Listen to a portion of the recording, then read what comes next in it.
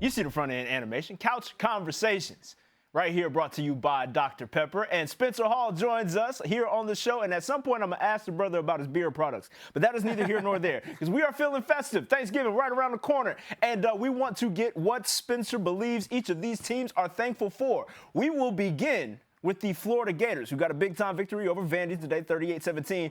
Spencer, what should the Gators be thankful for? Well, they should be thankful that Derek King beat out Kyle Trask at Manville High School in Texas, because Derek King, currently the quarterback for the Miami Hurricanes, managed to keep Kyle Trask on the bench, which kept his stock down, made him a two-star quarterback coming out of high school, who ended up basically by accident and convenience on the roster at Florida as the backup to a backup to a backup. And he's currently in the front running for pretty much every offensive award you might want to imagine in college football, and is the center of a really explosive offense. So thanks, Derek. I'm glad you were really so good in high school, and yes, in university, but the high school part's relevant here because you got Florida Kyle Trask. So thanks. Spencer cooking up takes both on the wrap-up and evidently in that chef's kitchen. The stainless steel products behind you I know are not cheap, neither are your takes, so I want to get another one. Ohio State survives barely against Indiana. So what should the Buckeyes be thankful for this season?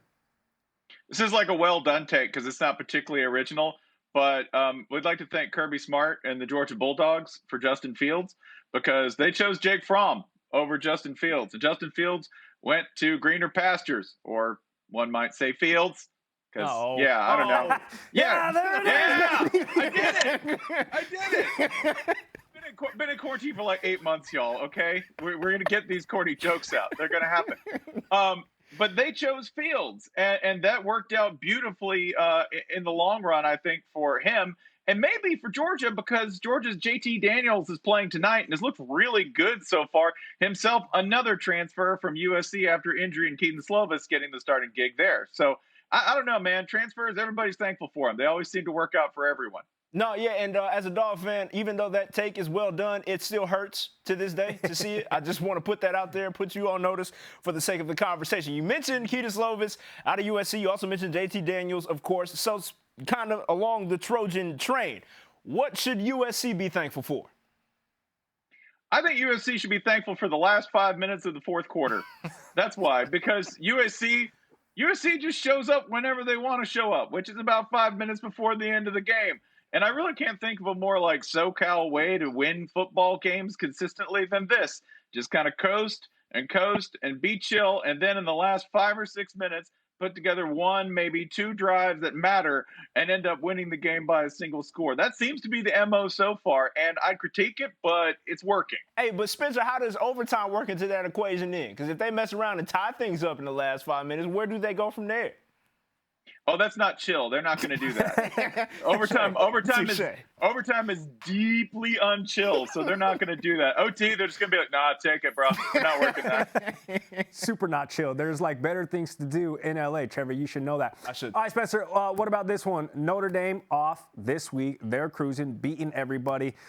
So it seems like people in South Bend should have a lot to be thankful for, but isolate one right here. Thanks to the ACC for letting us crash on your couch.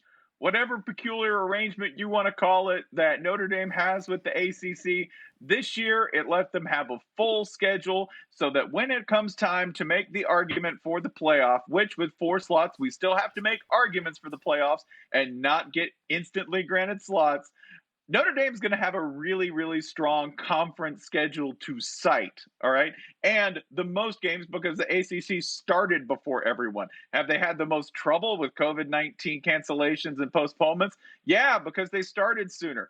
But in the long run, they're going to get a better run at a playoff slot with a good resume thanks to the ACC. So again, thanks for putting out the couch, y'all. Notre Dame appreciates it. Spencer, I need to learn myself on something here because I'm the king of just using my air fryer now, thanks to Christine and Trevor putting me on game. So looking at the stainless steel stuff you have behind you and just an assortment of what I'm assuming are expensive olive oils, what do you cook in those?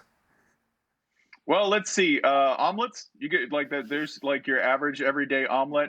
The steel you want to do for like, some low heat stuff, some high heat stuff. You got to watch it. It'll stick. All right. Got to walk back there. Now you have to be careful with the walk because you can't actually get restaurant heat. So I take it out over a charcoal starter and do it on that. You just fill the charcoal starter up, make this kind of like jet engine in your backyard. If you can, get a ceiling fan to blow into it just for that additional like firepower and like evil. And you put the walk over that and it gets close to what you need in a Chinese restaurant, like in terms of like BTUs. It gets close, but not quite there. Spencer, you had me at walk.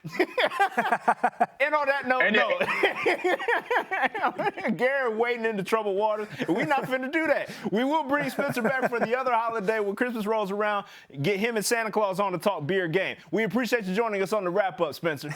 All right, thanks, y'all.